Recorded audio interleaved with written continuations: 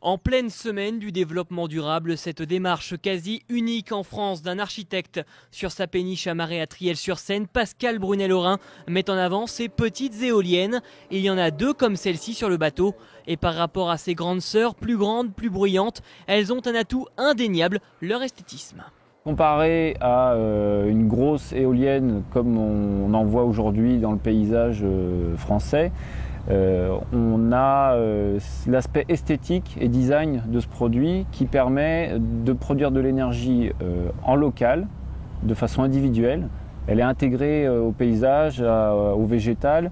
En plus, dans une teinte foncée, on ne la voit pratiquement pas. Les 2 éoliennes fournissent en électricité la péniche qui sert à la fois de bureau et de logement.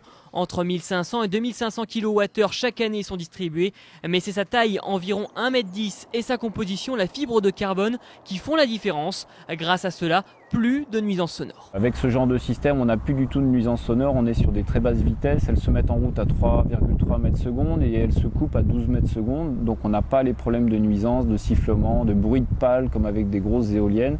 Et je pense que c'est l'avenir sur des zones urbaines et périurbaines, puisqu'on va pouvoir en mettre sur chaque maison sans créer de perturbations. Et les villes yvelinoises l'ont bien compris, certaines ont d'ailleurs déjà opté pour cette solution, celle des petites éoliennes. La commune de Verneuil-sur-Seine a un futur projet qui va sortir l'année prochaine où il est envisagé de mettre une éolienne assez importante pour produire de l'électricité. C'est pour un bâtiment de service technique et effectivement il y a toujours besoin d'électricité de secours en cas de période hivernale avec des intempéries, des coups de tempête et tout ça. En 2020, la France devra produire 10% de son électricité grâce à l'éolien. C'était un point du Grenelle de l'environnement, alors que les règles d'installation des éoliennes risquent de se durcir, à cause notamment des nuisances sonores et visuelles. Ces petits objets pourraient bien donc devenir une solution de substitution à l'avenir.